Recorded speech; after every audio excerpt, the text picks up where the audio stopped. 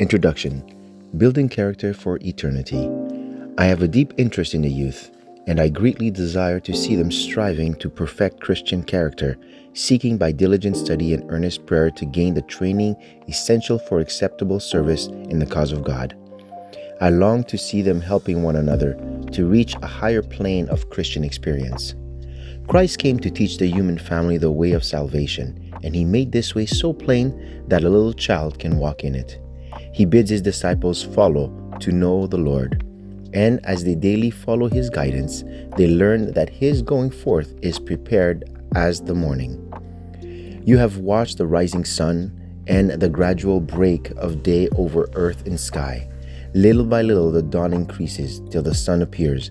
Then the light grows constantly stronger and clearer until the full glory of noontide is reached. This is beautiful illustration of what God's desire to do for his children in perfecting their Christian experience. As we walk day by day in the light, he sends us in willing obedience to all his requirements.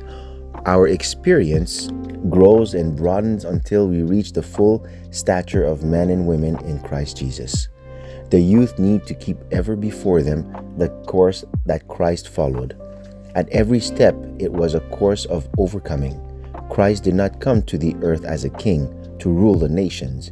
He came as a humble man to be tempted and to overcome temptation, to follow on as we must, to know the Lord. In the study of his life, we shall learn how much God through him will do for his children.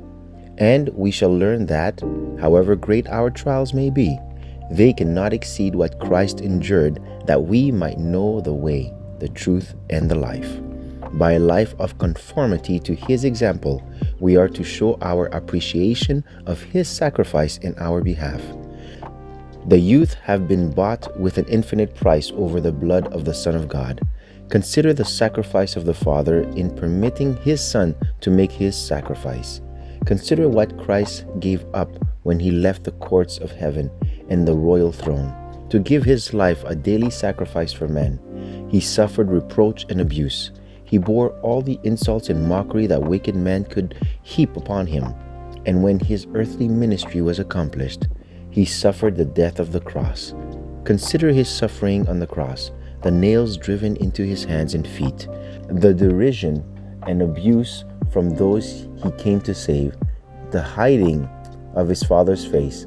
But it was by all this that Christ made it possible for all who will to have the life that measures with the life of God.